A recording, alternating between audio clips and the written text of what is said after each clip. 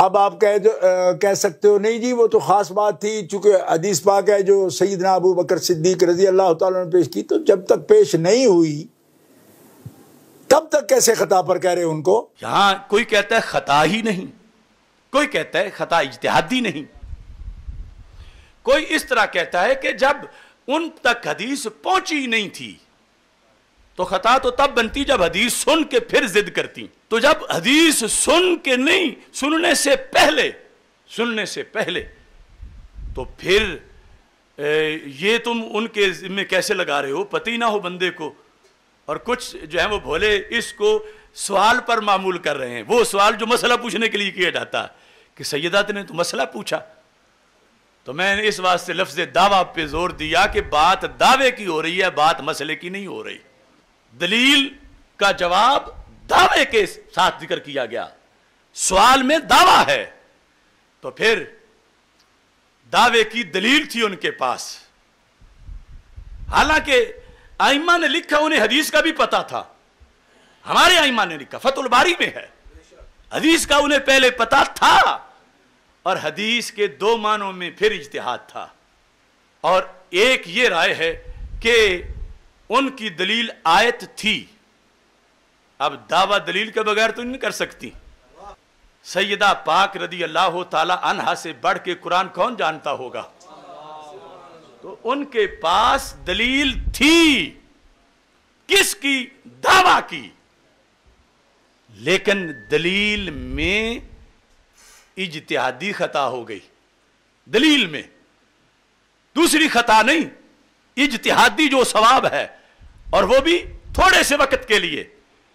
اب کچھ یہ بھی قول آ رہے ہیں کہ دوسری کوئی آیت ہی نہیں تھی مقابلے میں، تو پھر یہ 100% آیت سے ان کا حصہ ثابت تھا، وہ اپنا حق مانگ رہی تھی، خطا کیسے ہو سکتی ہے یا اجتہاد کیسے ہو سکتا ہے؟ اجتہاد تو تب ہو جب دو آیتیں ہوں، یہ تو یوسیکم اللہ میں ان کا واضح صریح الدلالہ حق موجود ہے۔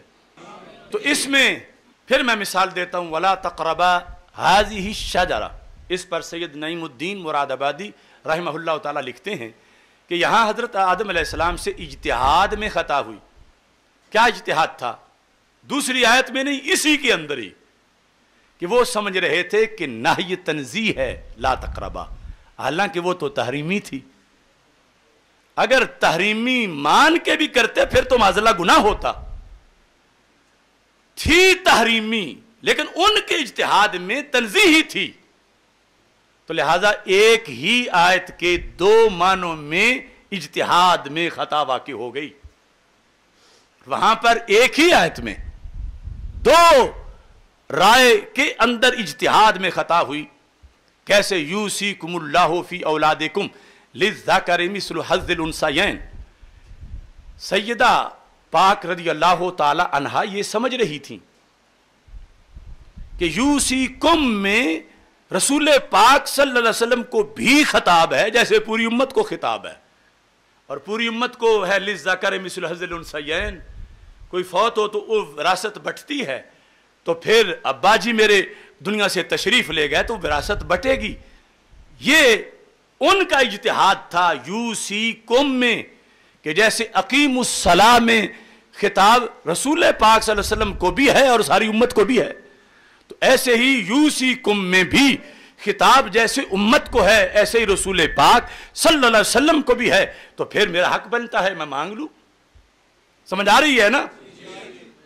جبکہ دوسری جانب یہ تھی جو اصل میں تھی کہ یہاں رسول پاک صلی اللہ علیہ وسلم مستثنا ہیں، قوم کا خطاب صرف امت کو ہے، قوم کا خطاب یہ ہے اجتہادی خطا۔